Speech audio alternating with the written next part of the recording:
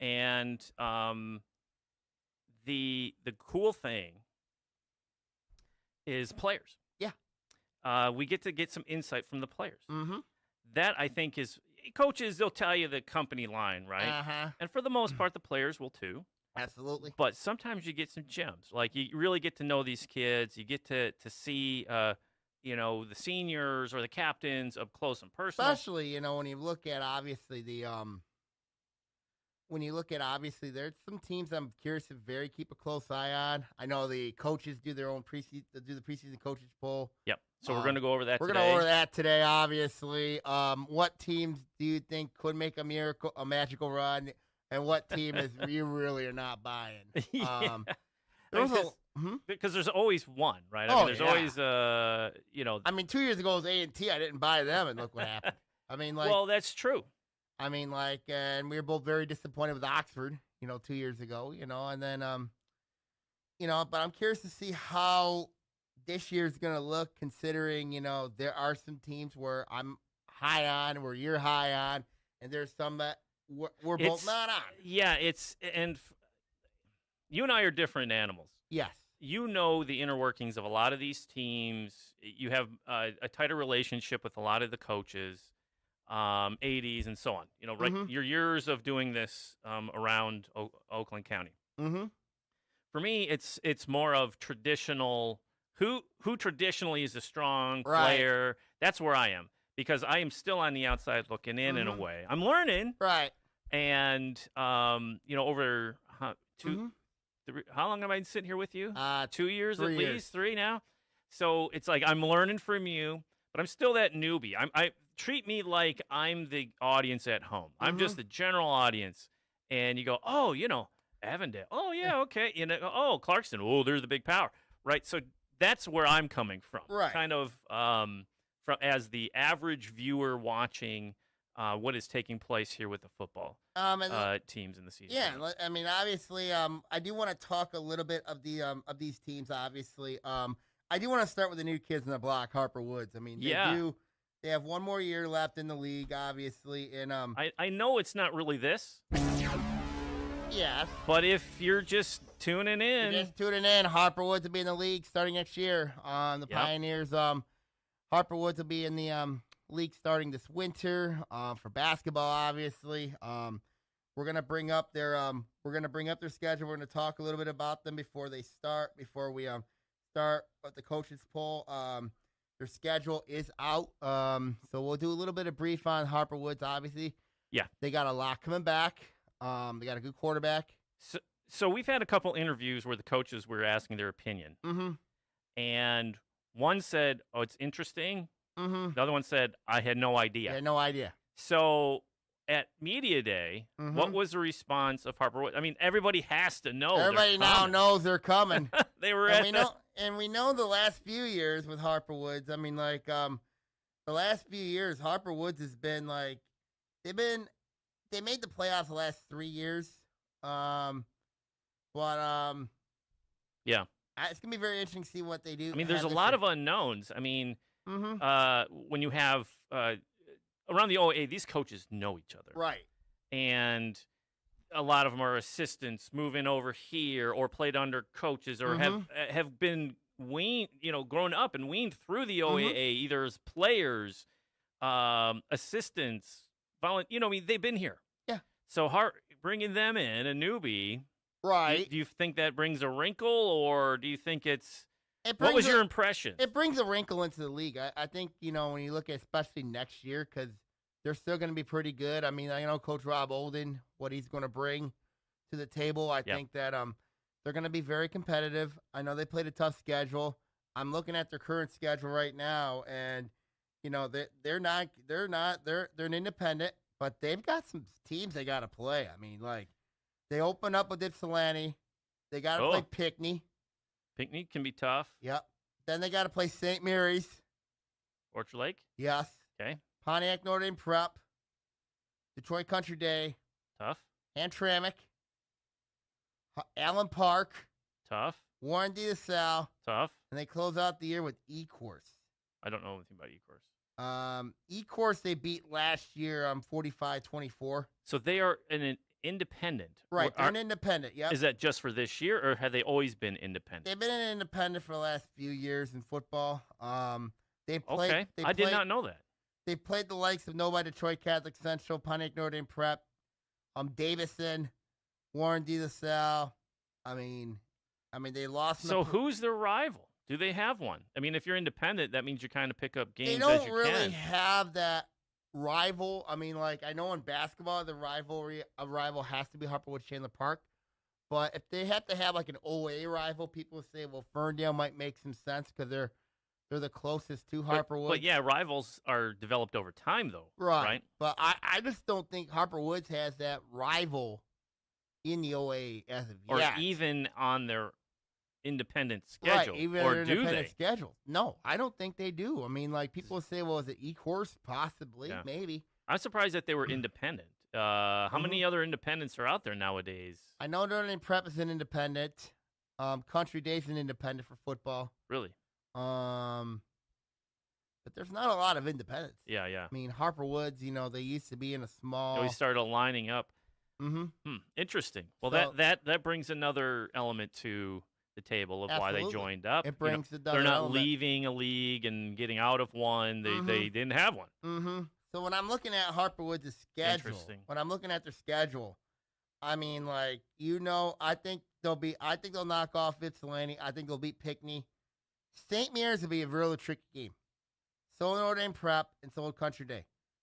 Don't be surprised they're 2-3 hanging that Hamtramck game. I think it'll be 3-3 against Hamtramck, but then I think the big game for them is Allen Park. Yeah. And Allen Park. Allen Park's tough, man. And always has been. And if you can handle Allen Park, then you're setting up yourself for a good season. I think they're going to lose that game. I really do. So I have them at 3-4. Then I got De La Salle. I don't think you're going to beat them. That's 3-5. And then I think E-Course. I think Harper Woods could finish here 4-5. But don't be surprised if they do finish. I mean, they do got a very good player in Christian Stokes coming back, obviously. So I'm curious to see how that turns out, obviously, with Christian Stokes coming back for them. And, I really believe that he's going to be the key for them. Yeah, and moving forward, too, I mean, since they are part of the league, I think we should keep track of them for the rest of the season. Don't you agree? Yeah, I do. Treat them as a member and go, how are they doing? What's happening? Because this is kind of our this is our team. What do you call it? This is research. This is research, right? Yep. What are we going to get next year? So take a peek at what's going on with them as the regular season goes along. So that's another added element to the show. To keep a really close eye on. I did do a coaches poll on this. I did do a poll on Twitter, and the majority of them said no. You know what I mean? Don't cover Harper Woods. Really? Yeah. They don't at all? No. That's surprising. It is surprising. So what was the vote? 60-40. 60-40. Yep. It was tight. So don't cover them at all. But since we will keep a very close eye on Harper Woods. Yes. Okay. We'll keep an eye on him. You know what I mean? Are the coaches going to dictate the content that you're going to throw out? No. But I think it's interesting. It is. I go, they're coming in. They're you got to know what you're getting into. You got to know what you're getting into, obviously. So, yeah, I think we'll definitely cover Harper Woods for sure. I mean, we're going to definitely cover Harper Woods for sure. Interesting. And now let's look at our favorite part of the day, the preseason coaches poll. Oh, yeah. Okay. So I tried to make some graphics here, so bear with us on the visual side of things. But hang on a second, Sam.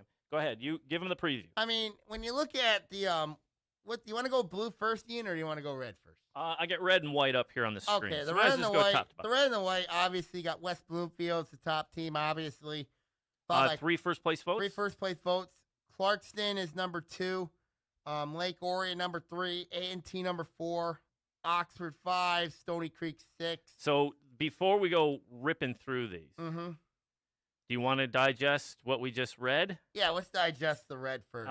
Yeah, I do have the white up too, but Stony Creek, because they're moving up, right? They're moving up. They got a quarterback competition looming. Okay, between, and Francois Benitez and their Best, monster senior class is gone. Bye-bye. Yep. So when you look at Stony Creek, obviously the Cougars are a team that they lost a lot. They did. I mean, like, obviously, when you look at players like they did return John Fogler, who was a key part of that team, the backup to Cam Burford. They do have I mean, like, there's a ton of question marks for Coach Nick Merlo's team. I mean, obviously, program and strength. Moving up. See, that was the discussion we had a couple weeks ago. Obviously, about, hey, we're really good. One now year, prove it. Yeah, you moved up to the red, and now your senior class is gone. Now prove it. And if you're, I think punishment through success. You think Stony Creek can handle the red? Well, I don't know. Like you said, they had over the last 3 years. Yeah, we knew what they were building. Right, and it peaked last year. It did. Right. I mean, they fulfilled everything we thought would happen. Mm-hmm. And now with that gone, you're like, whoa, there are so many question marks, just like you said. You know, the quarterback competition is going to be interesting. Which is huge in the high school level. I mean, Johnny Fogler is going to be the starting back, most likely. You got Zach Hagler, who's going to probably be a receiver. Eric Booth, another player who could be another receiver. I mean, like, then their defense last season, of course, allowing 124 points last year. Yeah. So there's a lot. I mean, like, they did allow 45 to Romeo, though, so out of the 124. So turnover. There's a ton of turnover. But it was turnover city. I mean, we got to. Yeah, that game was turnover city. Yeah. Of course, involving in 2 of those were for touchdowns in that game. Yeah, so that's kind of an anomaly, I think. But like, it's that whole team's pretty much the core of that team's gone. Yeah. So, I mean, looking at this, are we? How do you want to dig in on this? Stony Creek. Say Stony can get 2 W's in the red? I could see Stony maybe getting 2 or 3 wins in the red. Really? I just think that their non-conference is interesting. I mean, they do open up with Port Huron at home, which is going to be a really interesting game. They do have Seaholm to close out the year. But then, of course, you have that game at Rochester in week 2, which I think is going to be really interesting there. Yeah, that's always fun. And then when you look at that red schedule, you're home with Clarkston. You got to go to the Swamp. You got Southfield at home. You got to go to Lake Orion. You got Oxford and Adams both at home. And we've seen Stony play Lake Orion very, very tough.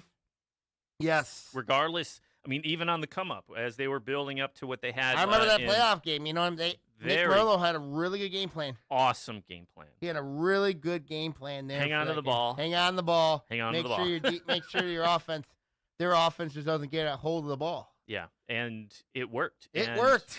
And you know they're not changing styles. No. I expect them to run that RPO. You know what I mean? Spread, multiple formations. Yeah. I mean, their team, I think, could do some damage for sure. All right, so we're moving. Okay, so Stony, we know what Stoney's getting into. Yep. Oxford, still in the red, always been in the red. What do we got here? They got experience coming back. Still unknown? No, I think they're getting disrespected. Ooh. I think they're getting disrespected because Brady Carpenter's a really good quarterback. I like Trent Muir at running back. They got some receivers, some proven receivers. Their line, I think, is really good. I just think that when I look at Oxford, the only problem I have with them is their schedule. Because it's rather difficult, as I recall. It is like a cabbage and a coleslaw. That's how rough that schedule is. or a meat in a grinder.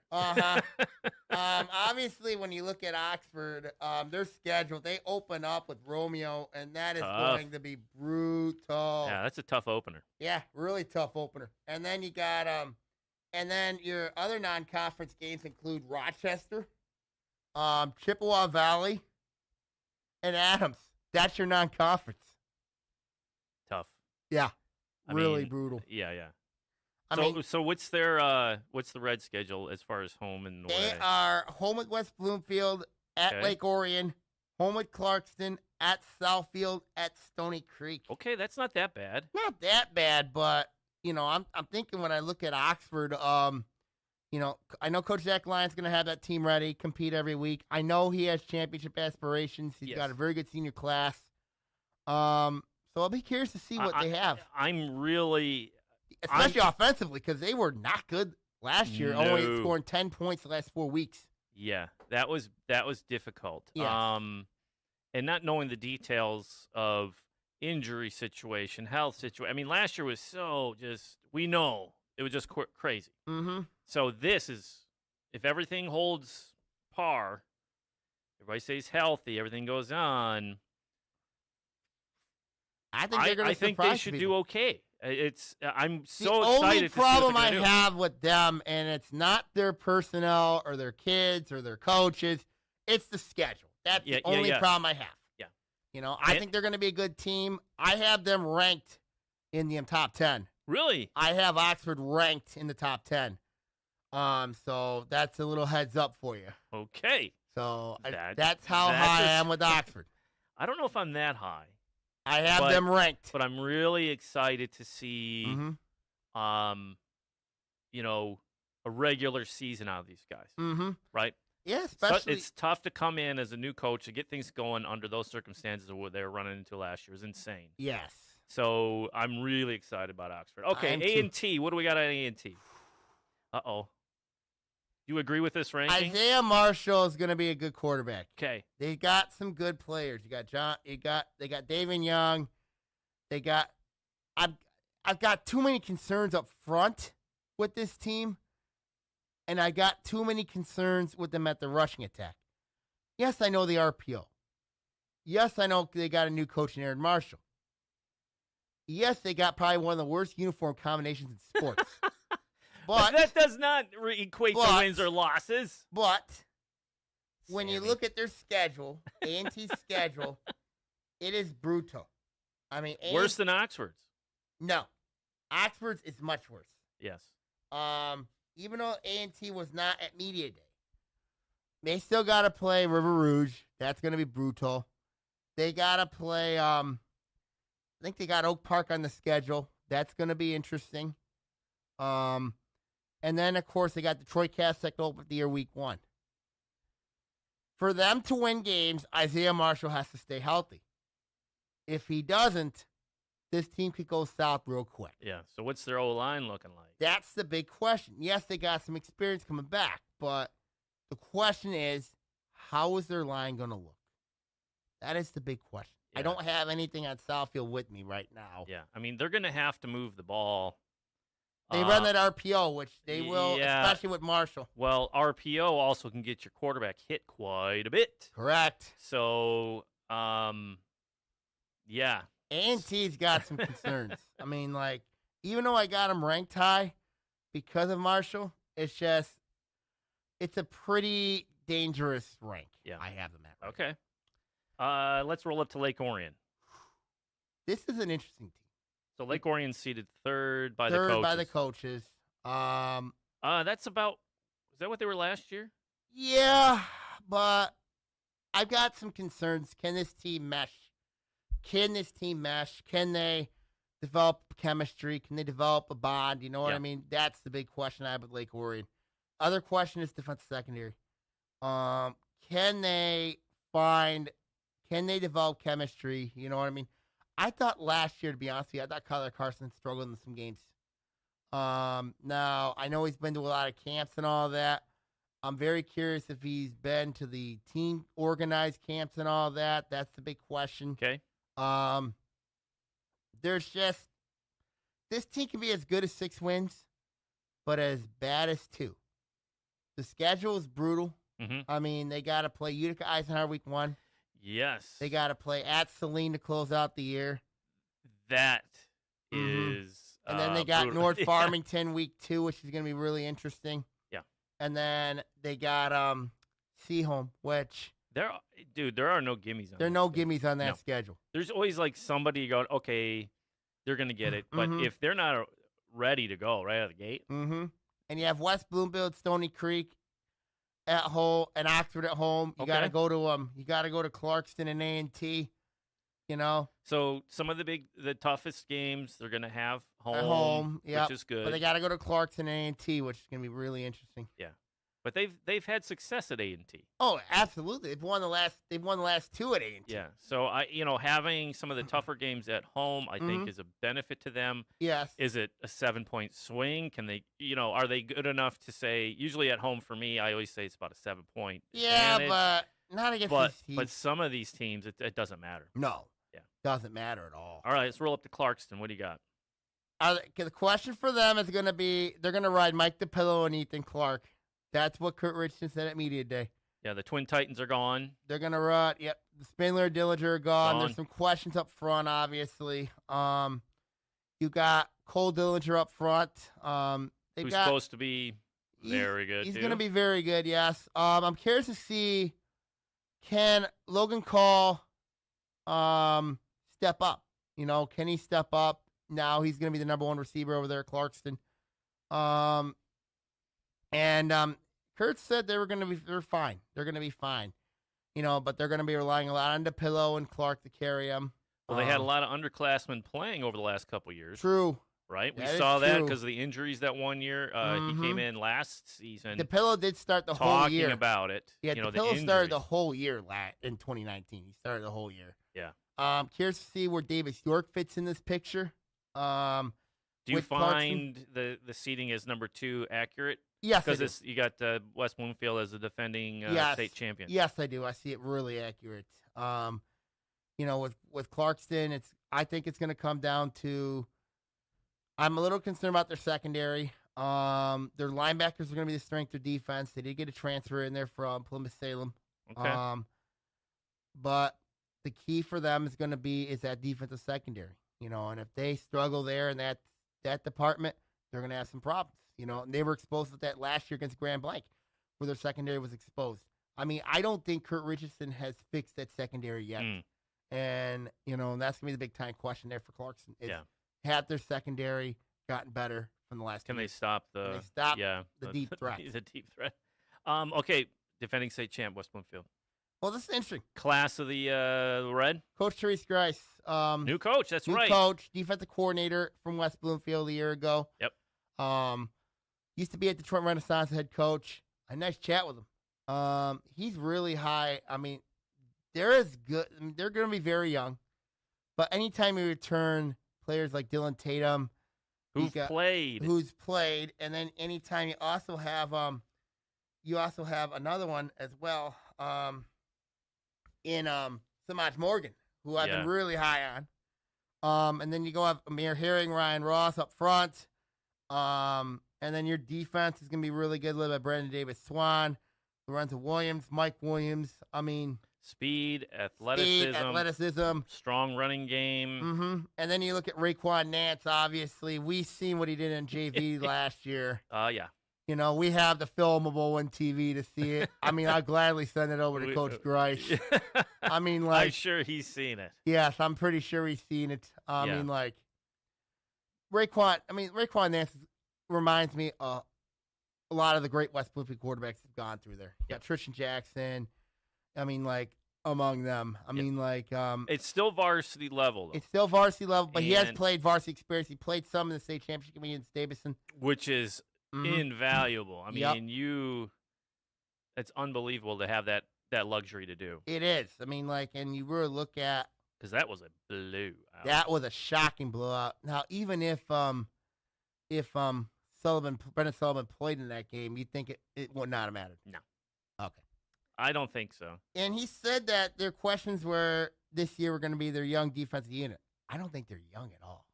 I think they got enough speed to do with anything. Okay. I mean, they open up with Adams in the Swamp, which that'll be fun. That'll be a good game. Then they got to play at Oak Park, which that's a trap game. And then their week 8's North Farmington, and they're going to be at Swinehart week 9. Okay. Against the Utica Eisenhower. So interesting schedule. Nothing really daunting for them. They gotta go to Oxford, Lake Orion, and A&T. They got Clarkson, Stony Creek at home.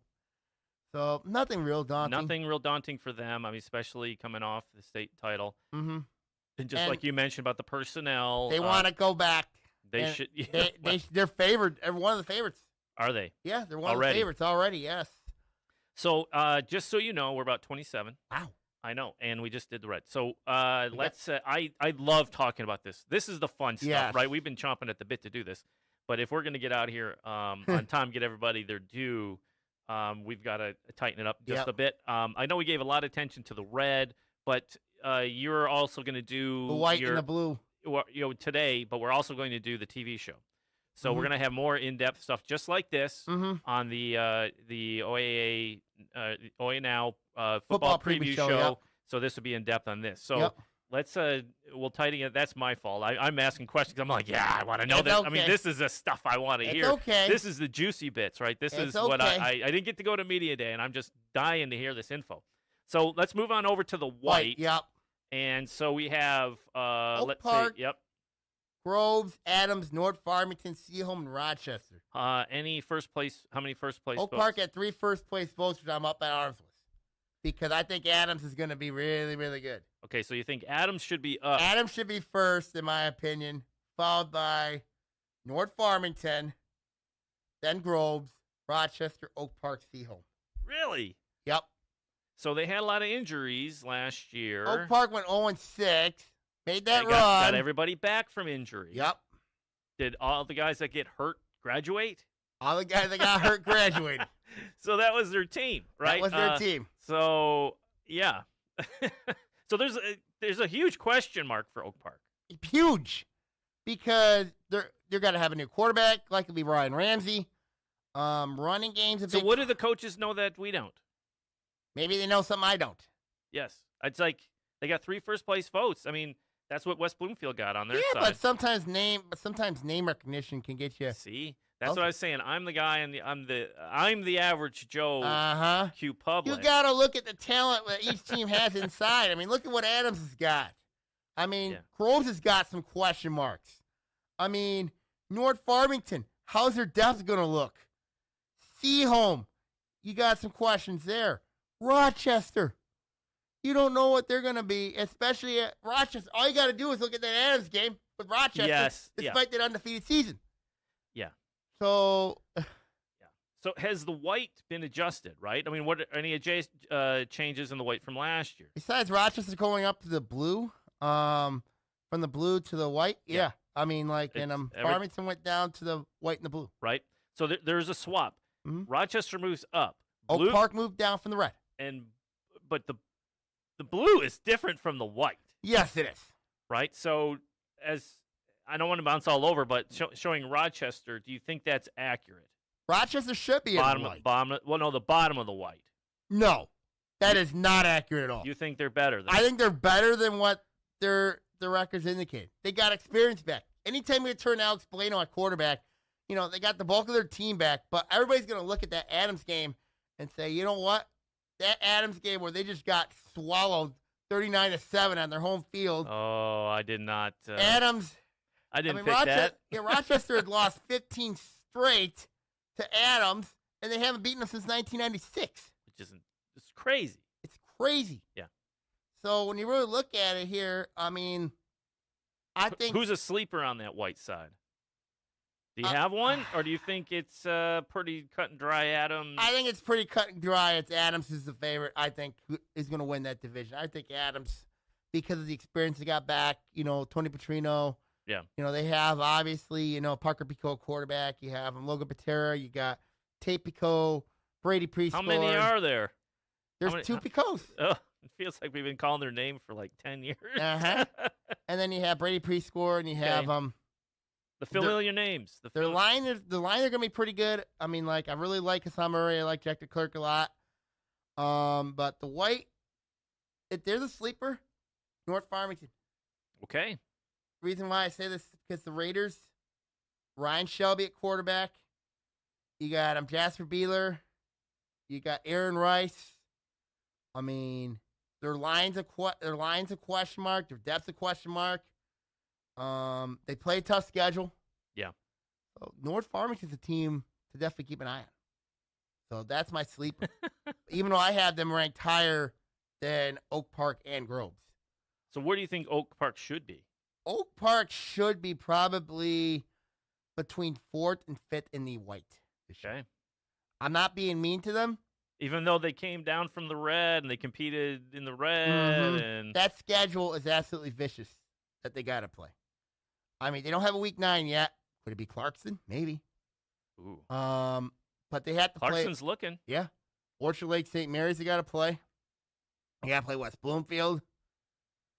I mean. Yeah, that is. Their non-conference is very difficult. I mean, they got to play at Southfield. That's not going to be easy at all. Okay. So I think Oak Park is right there. That's where I think Oak Park should be. Seaholm, I think, is going to be last. I mean, as we talked a couple weeks ago to Coach Jim D. Wong, they've got 3 guys that are looking at possibly playing quarterback. Yes. There's they're going too many concerns on that team. Yeah, but they're going to settle on one. They'll settle on one, yes. But we said it. I'll say it. I know you've said it in the past. The quarterback position in the high school game is so vital. The quarterback is the most important position on any level of football team. Yes. But in the high school game, having a signal caller making the right decisions at the right time, no unforced errors, that sort of thing, being solid with the ball is so important. It's like having a coach on the field. I mean, that's what your quarterback does. It should be. And they should have that confidence to make those decisions or change. I don't know how many audibles they'll run, but at least recognizing what is happening in front of them. But that's experience. Yeah. Right? So, some of these teams having freshmen coming in or JV coming up to the varsity level. Groves, perfect example. They're going with the freshman quarterback, Caden Hardy. I mean, we've seen rare instances where those freshmen have taken off and done just amazing things. Isaiah Marshall last year, you got Sean Shrett in the past. Correct, but it doesn't happen every year. No. It is rare. It's very rare. So, and if you're a freshman to play on varsity, you know what I mean, you got to be a special talent to play. Oh, absolutely. So when I look at the White, I'm a little suspect on Oak Park. Groves, I'm very suspect on. They play your alma mater coming up week 1. Dexter? Yes. On the road or home? At Wayne State. Oh, one of those. Yep. So the Dreadnoughts. Yep. Not historically a state power. And I think that, and you think Dexter's going to take I those? think Dexter might be. Yeah, I'm saying so. I mean, that's how. It's how serious. I don't trust Groves. Go Dreads, go. I don't trust Groves' offense this year, even though they got Jane Magnum, who just committed to Michigan State yesterday. Oh. And then they got Charles Rogers' son, who's on that team. Really? Yep. So it'll be very interesting to see what happens there. Yeah. There's just a lot of White. I just couldn't figure out. So do you think the Blues? I want to say, do you think the White is the most interesting? Yes, I do think the White's the most interesting because there's so many. It seems like there's so many moving parts. And I mean, the Red. We looked at the Red and the coaches. We pretty much agree. On everything. Yeah. Maybe Oxford. Maybe swapping Oxford. Spots. With A&T or right. Yeah, maybe. But the White. It looks like it's kind of it could be a jumble. It could be one of those wide open, who knows type Absolutely. of thing. I think the White could be a jumbo. Now in the blue, you know what I mean? Right, let me change the screen. Now in the blue division, this is where I really don't agree. Because I think there's some teams that are better there. All right. I mean, so we got the graphic up. We got Ferndale first. These are all first place votes. And Ferndale got how many first place votes? 3 first place votes. Wow. Avondale was second. Berkeley was third. Olympia Hills fourth. Farmington fifth. Athens 6, Troy 7, Royal Oak 8, Pontiac 9.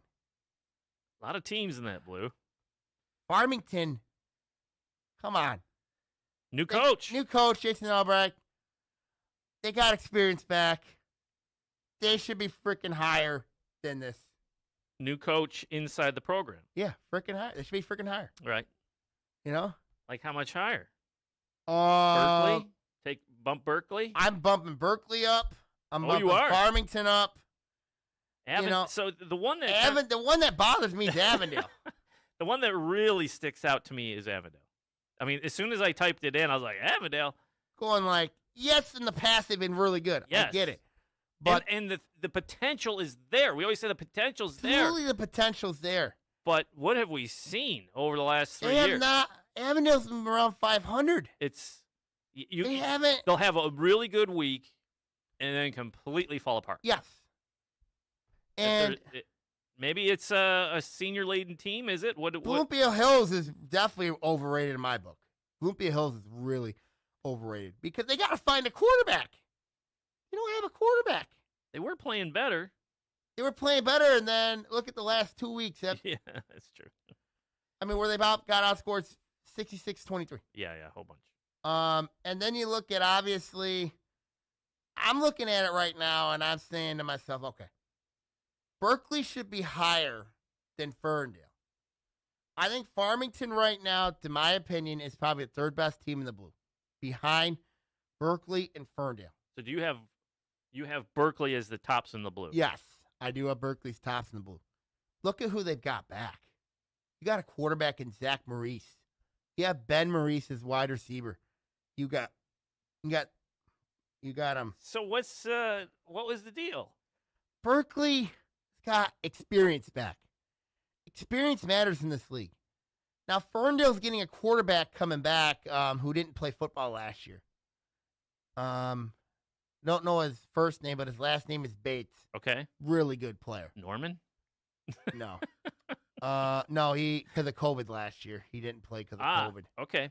And, Sammy, this too, I'm glad you brought that up because there were some kids. I mean, personnel were in and out of lineups all year long. We know that. Isolating because of family member or whatever. Mm-hmm. Hopefully that's not the case. Hopefully it's not the case. Do you see like personnel would be, changed? Like it's so hard to compare to last year. Yes, it is. Do you think it should just completely be wiped out?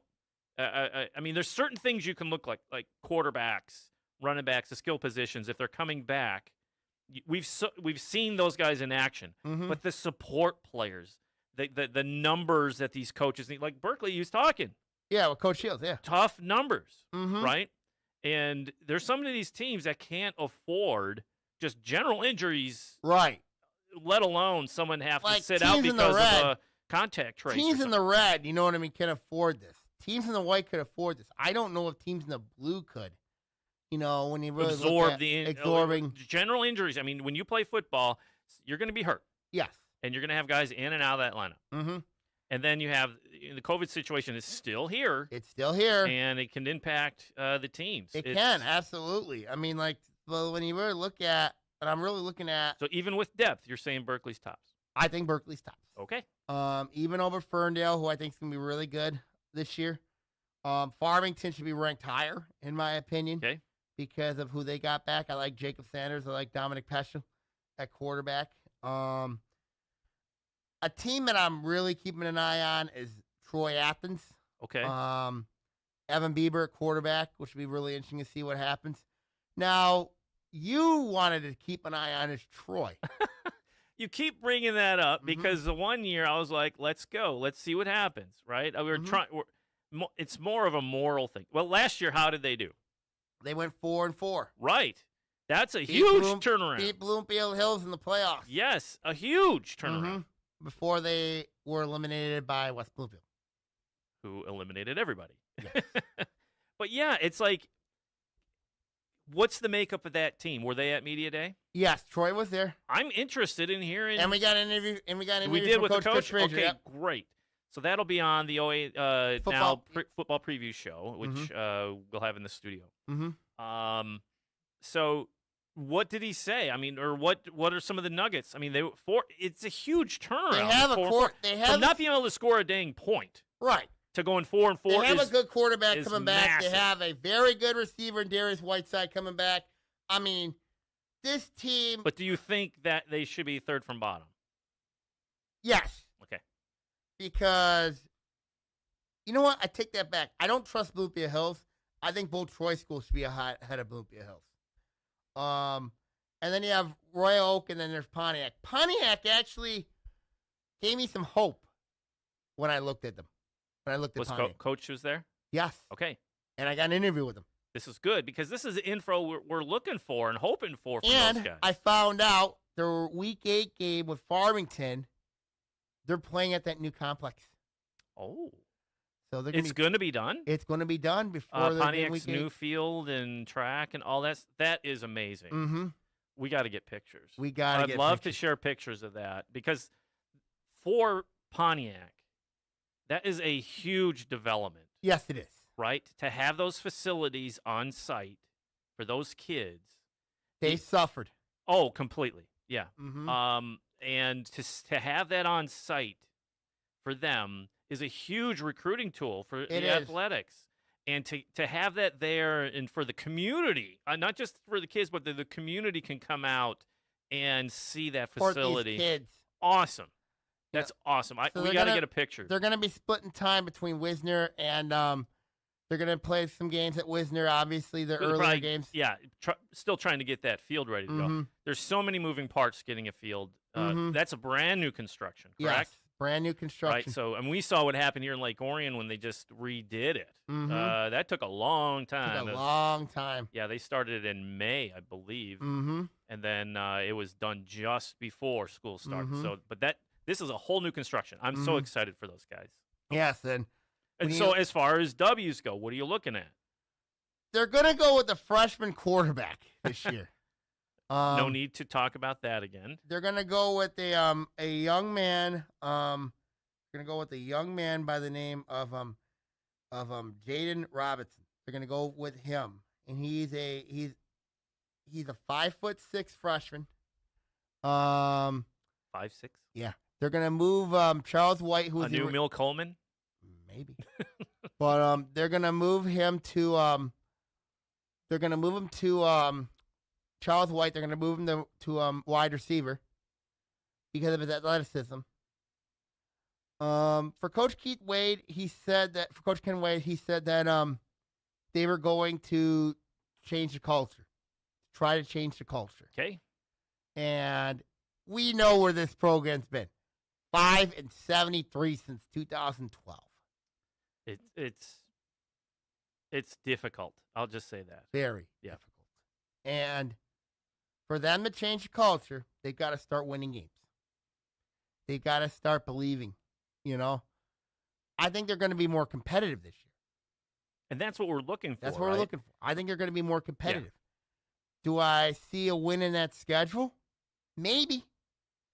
I think got a shot against Stockbridge. How big would that be? A win for them would be huge. Yeah. They haven't won an actual game in 3 years. I mean, that's how difficult this has been. I mean, they've had a lot of donations, obviously, we know about the Detroit Lions with the Helmet Project. Which is fantastic. And our color analyst for our football is Chris Fishing. So with the Detroit Lions, who handles education and outreach and all that kind of stuff. I hope he had a hand in that because he knows the OAA and coached in it. And to have that resource is huge for those guys, for those kids. I think Pontiac could surprise some people because Wade's connections with the youth programs at Pontiac. Obviously, it's really difficult to build a program when you have only one team right now.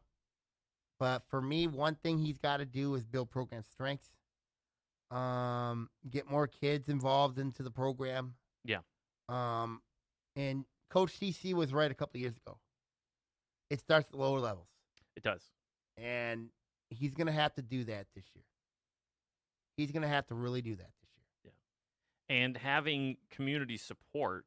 And I want to say the community meaning not only just the residents, but the businesses and organizations to get involved to help these kids get involved in sports again. On football, anything. I'll take anything. Absolutely. But to get football again, it takes the whole city. It takes the whole city to get it going again. It takes one town.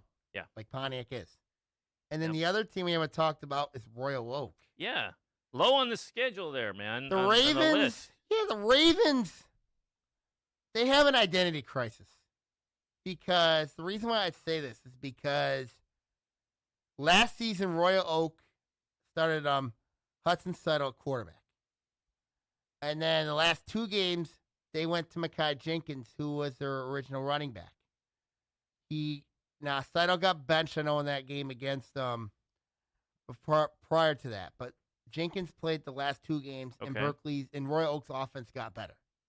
So now they're moving Jenkins back to running back, and Seidel the quarterback. Okay. This team, the reason why I say this team's got an identity crisis is because, especially offensively, is because I know their defense is not good. Their defense is not very good. But their offense is going to be the key. Do I think their offense will be better? Maybe. I mean, like, but then when you're looking at the schedule, what Royal Oak has on their schedule, and it's very interesting because they open up with Ferndale. Then they have Troy. Both those games are on the road. Then you have the battle for the new trophy that Berkeley and Royal Oak has on September the 10th. Then you got Athens, Pontiac, Farmington, Avondale, Bloomfield Hills. Then you got to go to Fraser to close out the year. So out of that whole schedule, you got 5 home games for Royal Oak. 5.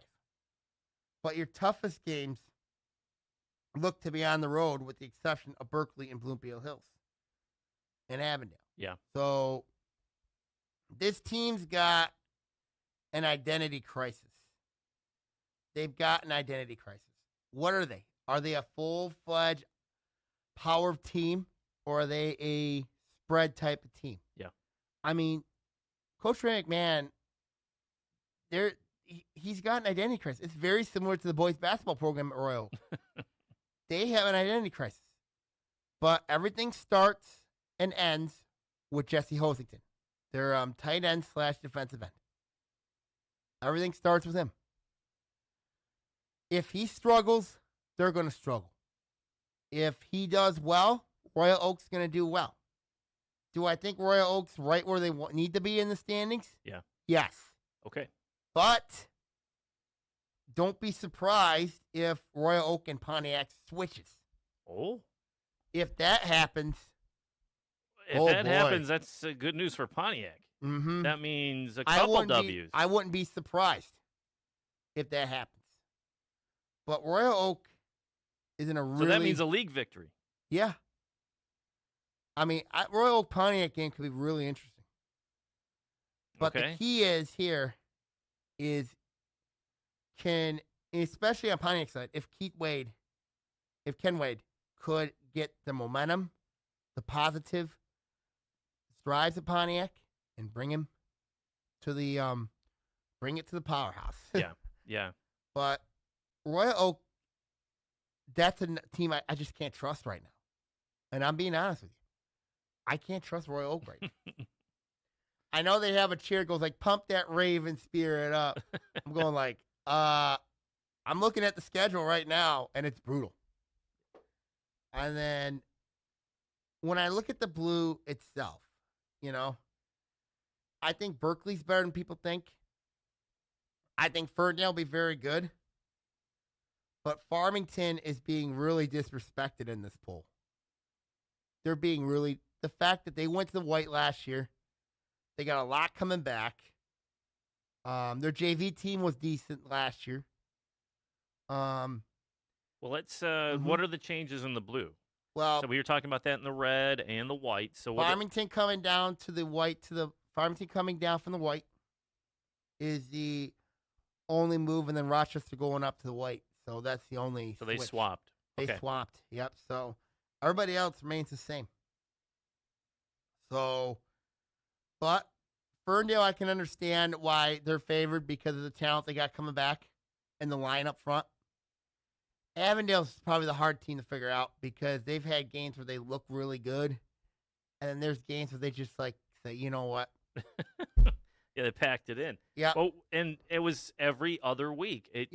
It's like they could score, then they couldn't score. Mm-hmm. Or it was close and they had a lead and they blew it. Or right. It was just so inconsistent. They were so inconsistent. It wasn't funny. I mean, when you look at, and then of course, I think Troy Athens will be better this year. Troy, I think will be better this year. Bloomfield Hills, I think is going to regress a little bit. I think Bloomfield Hills is ranked way too high. And then Royal Oak and Pontiac, I think they're right where they need to be right now. But don't be surprised, like, if Royal Oak and Pontiac switch, because I've got a lot more optimism with Pontiac than I do Royal Oak right now. Really? Mm-hmm. Now that's a mighty statement there, Sam. It is. It is a real mighty statement because Pontiac's got experience coming back. Royal Oak, they do have experience, but they just got to find that identity. Yeah. And if they can't find an identity this year, there's going to be some trouble coming for them. That'll be some trouble coming. Any sleepers in the blue? Or do you Athens, think it's pretty much Troy stacked the way it Athens is? for sure is a sleeper. Who could go up? Maybe Avondale. I just what are you going to get? I don't trust Avondale. I think the first 2 weeks for Avondale are key. Yes. And if they can get off to a strong start. Yes. And I know their schedule here. They got a very good quarterback in Jake Herzog coming back. Okay. They got to go to Troy, and they got to go to Holly. Those are their first 2 games.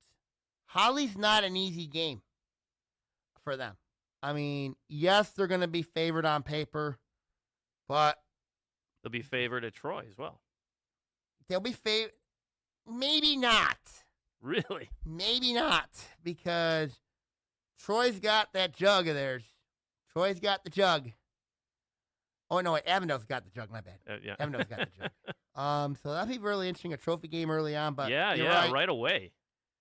If Avondale could come out of there 3-0, maybe 4-0 if they knock off Olympia Hills, before having to go to Ferndale, Berkeley, and Royal Oak, that'll be a heck of an accomplishment. Yeah. The schedule works out for them if they can go 4-0 heading into that Ferndale. And I think with Avondale, too, it's like confidence. They need confidence in themselves. It seems like I'm not going to say their wins aren't because of lack of confidence. Excuse me. But when you get into that string of losses, it's easy to lose that confidence. It is. If they can maintain the confidence, they get a couple wins early, build that belief system up. Yep. Then that's how you knock off teams that you're technically not supposed to win. Right? But if they go 0-2 coming in, they're in trouble. Oh, yes. And especially having to go to Ferndale and having to go to Hurley. That's not going to, in week 5 and week 6. Yeah. That's not easy. All right. Well, that was a good summary there, Sam. We'll leave it there on at least the coaches poll. Again, Sammy's going to be putting together his OAA Now football preview show in our studio, which we've done over the last, 5-6 years? I can't remember. Couldn't do it last year because of the COVID pandemic. Yeah, pandemic is kind of in the way. Yep. But we are back at it here in the studio, and we'll get that set up. Hopefully, we can have that recorded and completed by next week. And we can start airing them, and we're going to go in order from the blue, white, and then the red. And the shows will air 3 weeks out, and the red episode will run the opening week of the season of OAA football. Yep. Right? So you can get a little taste of a little more detail. And the cool thing is, now we're at 56, so we just have a couple minutes. Give us the atmosphere at Media Day. If you don't know, Media Day, OAA has had Media Day for a number of years. Yep, at Rochester. A lot of print media there, hardly any videos there. We're the only real video team from OWN TV that's been going over the years, and you get some decent interviews with the coaches. Coach Merrick Vernon did a really good job, and Rochester's athletic director, Mr. Dean, he's done a really good job hosting Media Day. Very, very kind. They feed everybody. Really? Yep. They give like Jimmy John's subs and all that. That's nice.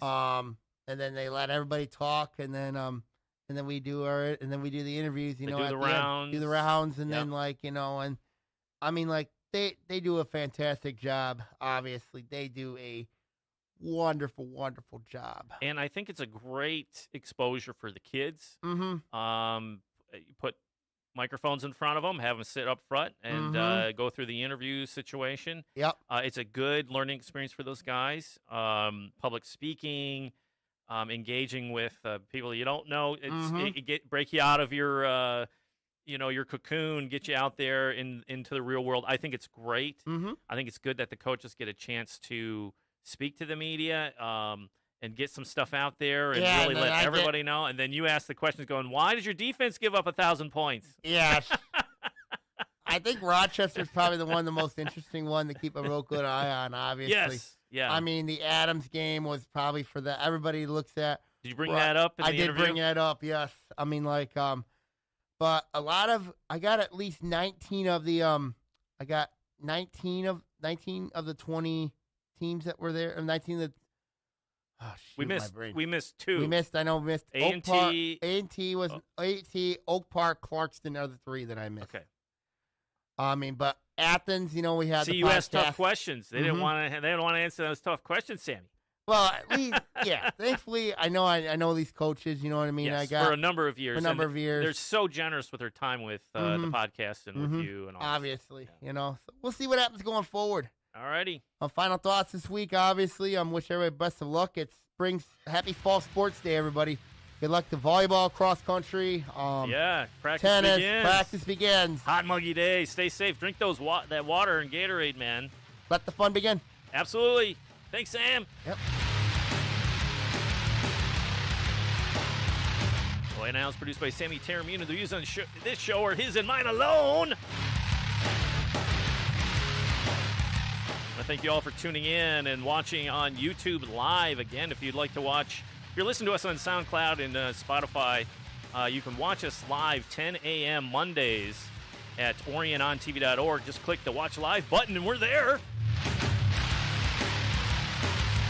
That's it for this edition of OAA Now. We'll see you next week. See ya!